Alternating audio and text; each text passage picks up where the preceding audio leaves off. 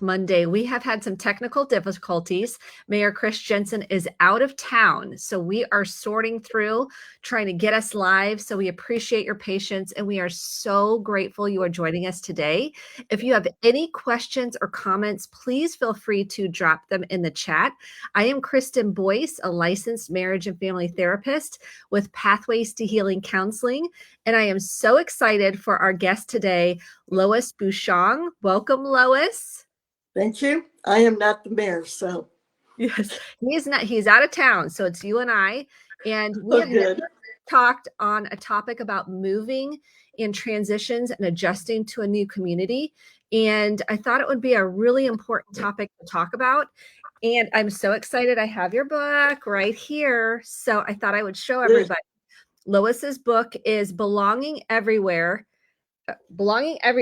and Nowhere, Insights into Counseling the Globally Mobile. And this is an amazing book. She is a retired marriage and family therapist, international speaker, and a dear friend. So I am so excited you are here, Lois, to join us to talk about this important subject. Thank you. It's a fun experience. Yes. And I really like doing it with you because you're a good friend. That is so sweet. Thank you for being here. What we do on Mental Health Mondays, we start out every opportunity we can to deep breathe.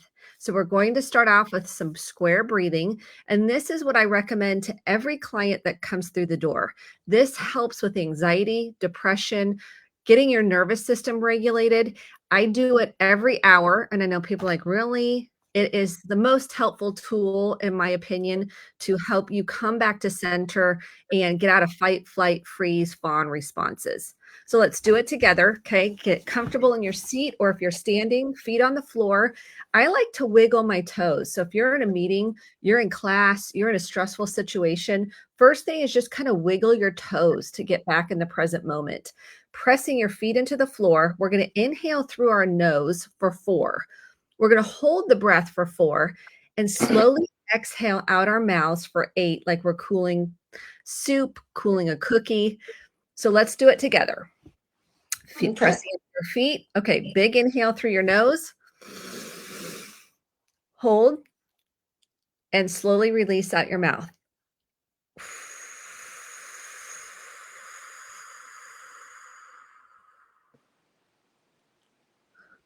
Okay, let's do one more. Big, deep inhale. And exhale and release out your mouth.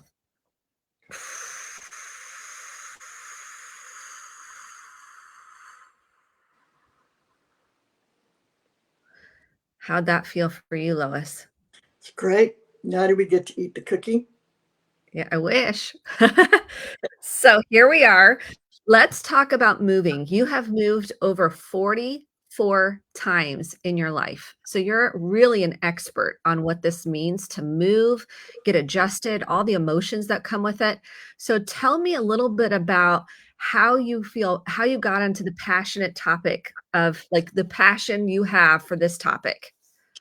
Well, my parents were originally from Ohio, and they went as missionaries to Central America, and that's where I grew up. And so all my formative years, many years in Central America, came back to the States for college, grad school, and then I went back to Honduras myself to work as an adult for 10 years. But after 10 years, I came back to Indiana, but then ultimately I landed in Indianapolis, where I had my own practice, Quiet Streams Counseling, and it was the owner of Quiet Streams Counseling and was also a licensed marriage and family therapist. And so in my practice, I worked a lot with internationals, expatriates, people that have lived and traveled and grew up in other countries like I did. So that's been my passion. And then I've also worked with people that have moved cross country from California to Indiana. My last big move, I think, was from Atlanta to Indianapolis, which was a major adjustment, just even with the traffic. Oh, 100%. Tell us about what kind of an adjustment this is. What are the emotions that come with a move? Well, one of the big things that comes with that is you end up with the question, where do I belong? Especially after, if you grew up like I did with many international moves, it's like, where do I belong? Am I Central American? Am I a Hoosier? I lived in Georgia. Am I from Georgia? Am I a Buckeye? Because my parents said, where do I belong? Where is home? That's a big question. Another issue is grief, because you're always leaving behind friends. Whether it's you're moving from Kokomo to Indianapolis, you're leaving behind friends, you're leaving behind things that you're leaving behind maybe a home that you really loved. Sometimes you have to leave behind pets. And then another question that you deal with is, who am I? Mm-hmm. Because we get our identity based on those individuals around us.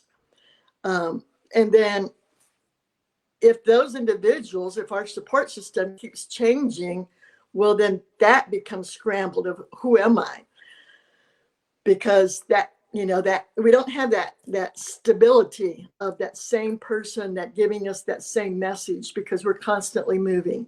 And then the one that always hits me the hardest, because I'm a very relational person, are the relationships.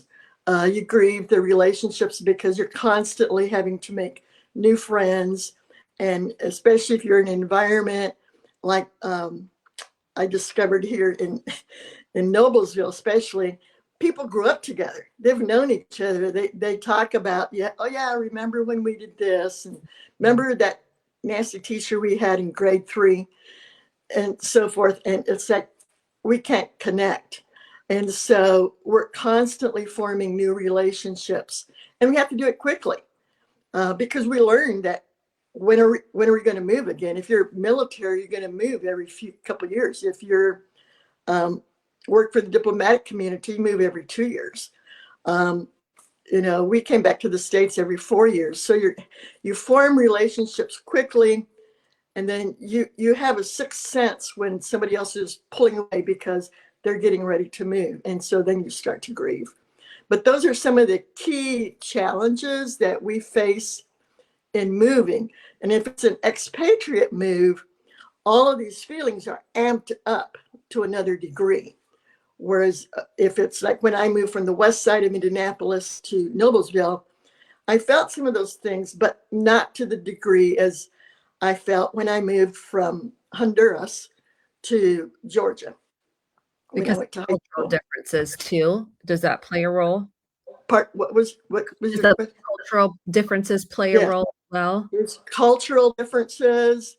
Most of the times there's language differences.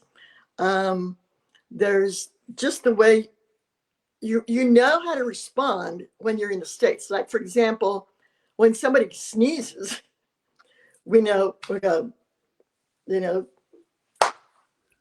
whatever, we know how to respond. But in Spanish, we say salud, well, everything is different. So just the little nuances of growing up in another country, that's different. And you miss them. So when I'm feeling bad, I want food from Latin America. Forget the chicken noodle soup. Give me refried beans in a taco, or tortilla, and so forth. So everything is different. How is it with friendships? Let's talk a little bit about trying to make new friends, because I think when you come to a new community, I think friendship building is one of the challenges you kind of mentioned. Like, people might already have a friend group. And I think that's one of the biggest pieces. People can feel lonely, depressed, afraid to put themselves out there. So how do people start building a community and relationships when they move? Well, I think that you, first of all, have to be patient with yourself, and understand that what you're going through is very normal. And I don't know if we're going to have time to get into the cycle of transition, but everything is normal, what you're feeling. So first of all, I would say learn to laugh at yourself in forming friendships. And it's like when I play trivia games with people that don't really know me, and they ask me questions about the 60s. or the late 50s, I go, I was living in the rainforest then. I don't know. And so you just learn to live with it. But um, in forming friendships, everybody responds differently. Some people are very much an extrovert and it's easy for them to form friendships. Some people are like myself, whom we call tree huggers. Um, we struggle with forming friendships. And so if you can learn to live with yourself and then constantly take the risk of reaching out to other people. And I say you can, find groups that have a common interest that you can share together. Um, whether you join a group such as a church, such as some type of a social group. I know that in Indy, I was talking about this the other day. I don't know if they still have it. It was a group called the High Flyers, and they were mainly for singles that just were trying to find community. So if you can find a group that you can connect with, social activities, I say walk in your neighborhood, get to know your neighbors, try to find a time to walk when most people are outside. I used to walk early in the morning and nobody was outside then, just school buses. And then, but if now I walk about 7 o'clock at night, and it's surprising how many families and dogs are outside at that time of the night. And so you start to make friends and you start to connect as you talk to your neighbors. The main thing is just don't isolate yourself. And those of us that have made many moves, we tend to isolate ourselves because it gets tiring having your heart ripped out time after time after time in a move, leaving those that you love behind. Yeah. So there's a lot of grief. Just like you said, there's so much grief in a move. Tell There's us. a whole lot of grief. Yeah. And I think that's a big component we don't talk about is the grief Yeah. Well, enough.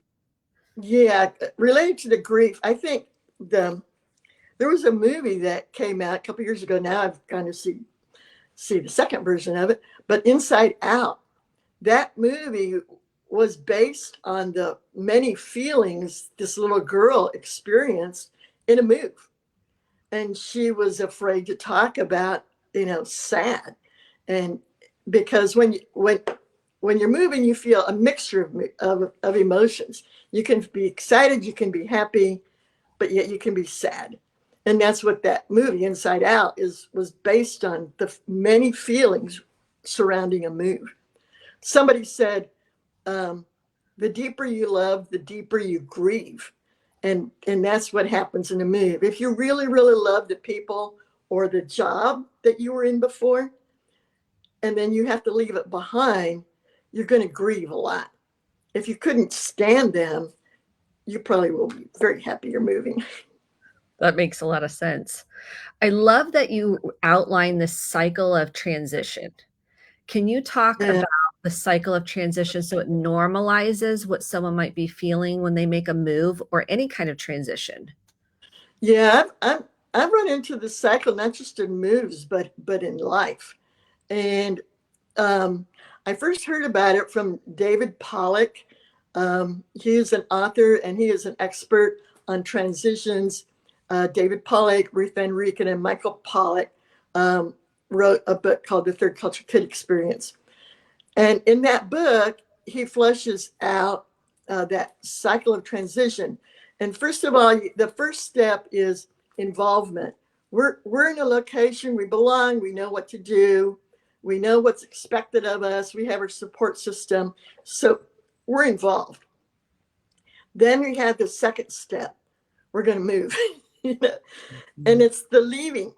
The first one is involvement. Second one is leaving. That's when you get your ticket, you pack your stuff, you start to get off of committees, you start to prepare your children. If you're changing jobs, you're starting to pass on your job to the next person. So it's the part of the letting go and releasing.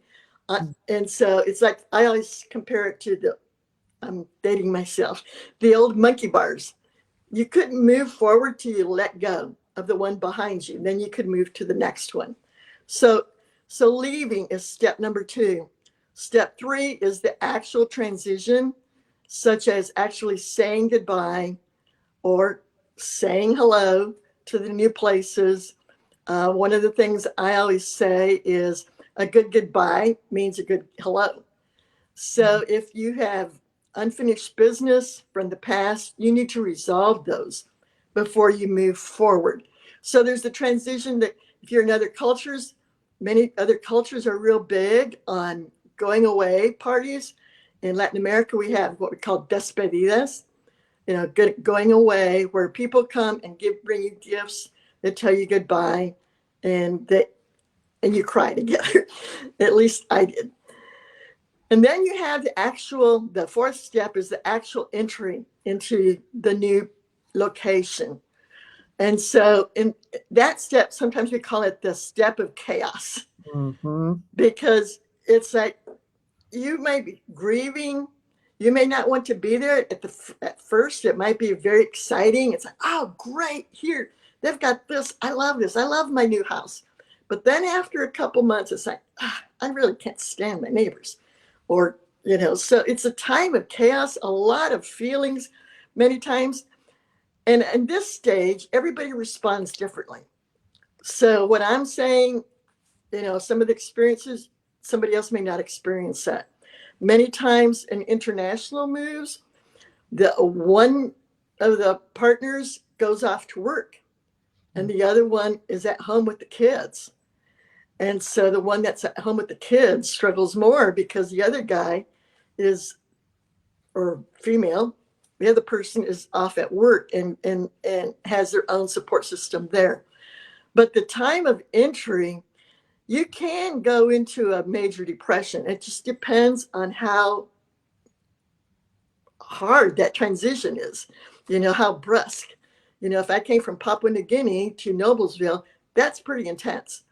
And so they say that the average time in that getting new roots and getting reestablished is about 2 years. And so it's, if you're in that stage, just give yourself time, because eventually you're going to come out of it. And then you're going to hit the 6th or the 5th stage, which is re-involvement, where you now have put down new roots, a new support system. You know what's expected of you, and you're starting to feel like you belong. But then that doesn't mean that you've marked off those other people, because they will always be in your life. And part of me is still Honduran because I lived so many years there. But yeah, now part of me is from Noblesville. This is the longest I've ever lived in one place in my entire life. I've now lived here 15 years, long enough to repaint. It's like I have never had to repaint, after I painted once. And so Noblesville is where now I am putting down roots. So you go through this process, even like as I faced retirement, I went through those stages because that was a big transition. I think I'm still going through the 4th stage of chaos and entry and trying to develop new roots. So you have involvement, leaving, transition, entry, and then re-involvement. So eventually you come out the other side and you have even more skills and knowledge than you did when you were in stage 1. That is so helpful. I think this is really helpful to people to understand the cycle and the stages and to Right. name them. And even if you're like, let's say you have someone transitioning to college like I do, these actually Right. fit for Yes. many types, like you said, of transitions. That's just what came up for me. I'm thinking of college transitions. And it's really helpful to kind of normalize, like, okay, the Yes. first few bits, I mean, you could be in chaos for a little while, and there's Right. emotions that go along with that. And I think this one thing I hear people say is, I feel so different, especially if there's an international. I Right. just feel so different, and I feel like no one gets me. Can you talk a Yes. little about that? Yes, because because we are different. That's why we feel so different. And some do better jobs at covering that up. They're called chameleons, cultural chameleons. And they cover that up. And then others, it's like they're screamers. It's like, no, I am not different. I am Central American. I will always dress like a Central American, or I will always dress like whatever. But I forgot your question. No, it's when you feel different and you feel like Yeah, no one gets me and I feel so right. separate from everybody. I don't feel that sense of belonging. I feel separate. I feel different, like you don't get me. Right. That's where it's important to hang on to those individuals that do get you, and reach out and touch them once in a while. And that's where internet is so great, because they can validate you and say, you aren't different, you aren't weird. It's just you don't know their culture. You don't know what they expect there. And it's, you have to keep reaching out and say, okay, am I weird? Because, everybody in my neighborhood went to the same high school. And they always are talking about their high school friends and doing all this stuff. Well, I went to boarding schools. They can't relate to me. I can't relate to them. And so hang on to that support system, because they're crucial. I was thinking about that even last night. Remember the movie Castaway? Mm-hmm. And remember, it was Tom Hanks, and how he was struggling so hard on that island all by himself. And it wasn't until he got his friend Wilson, which was a volleyball, and it was Wilson, his relationship with Wilson, that helped him get through that terrible time, there on the island. And, and then when he lost Wilson, he was crushed. And so it's like, we always say, and I have a presentation, it's called Thriving Through Transitions. And it focuses on the importance of relationships when you're going through that transition. Somebody to talk to, somebody to continue to validate. No, you are okay. These people just don't relate to you because they've never experienced that world. That makes sense. And then shame can kind of creep in. Shame says I'm not good Right. enough. Yes. There's something wrong with me. I'm defective. That can be a big component, can it not, of making a Yes. transition? Shame, guilt, beat yourself up. I should know this stuff. And it's like, I remember a birthday when my coworkers gave me this card, and I opened it and read it, and everybody laughed and laughed at the card. I laughed at the card. But one of my friends who knew me very well, afterwards, he says, "You didn't get it, did you?" And I says, "I have no clue what was funny about that card." And so I was feeling real shame and horrible, and it was about the Partridge Family. Well, when the Partridge Family was on TV, I wasn't even in the United States. So he helped me normalize that. It's like, hey, you're okay. You just weren't in the United States during that period. Normalized your feelings, normalized your like your experience, Yes. and Right. like that so helps to say, yeah, that makes sense that you wouldn't know because you weren't here. You were having a different Right. experience. It's like just the other night, I was out walking, and I was talking to one of my neighbors that I was getting to know, and we got to talking about sports because I'm a big sports fan. And so he starts going on about the Cubs, and it's like, nah. And he says, "Well, who are you for?" Because everybody here in Noblesville is for the Cubs. It's like, "I'm for the Yankees." It's like, what? Well, then I explained to him why I was for the Yankees, because that was the first professional baseball team I had ever seen. I grew up in the world of soccer, and it was the Yankees in New York City when I was like 12 years old. And so it made sense then to him why I was for the Yankees, and it made sense to me why he was for the Cubs, because he grew up in Noblesville. Exactly. And you can both like your own teams and still connect. That's Right. where it's It's an and not bad. both. You can Right. have your experiences and you can go, oh, that makes sense. You're a Cubs fan. Right. It's an Right. and both. That's why I love this. When you understand and have that self-awareness to say, oh, this makes sense why I'm a Yankees fan, why you're a Cubs fan. Right. And it's like, I'm a Colts fan. This is the first place I've lived where they had a professional football team. Now, when FIFA comes around, which is soccer, forget football. I'm watching the soccer games. Yes, that makes sense. Let's talk about tips for joining a new community, being in a new community. I know you're a big, first of all, I want to say some deeper ways. You're a big journaler. I'm a big journaler. To process your experience and not suppress or repress it is one of the most important things. I encourage people, whatever's going on in your life, whether it's a transition or a move. Do you find that journaling's been incredibly helpful to process all the emotions and what's going on within you? Well, it's helpful, but that's not, I think my better one is talking with a close friend. Yes. Talking with somebody that understands probably is a really key one for me. In my book, I give a whole chapter on different ways to process those feelings. Some people are artistic. I used to draw cartoons of what it felt like, because I'm not an artist, but I can do stick figures. And then music is another one. For me, it's really good. On Spotify, I have found, all those spots. This way, maybe it's why it's called Spotify. No, all those places where it has Latin American music, especially classical music from Honduras, because that's where I lived most of my life. And then one of the tips that's been helpful for me, that helped me the most, was humor. I grew up in a family of jokes and puns and everything, and that's how I made friends, was through my humor and joking around. Some people process it by playing sports. So we each have our style. I probably have a mixture of several of them, but yeah, it's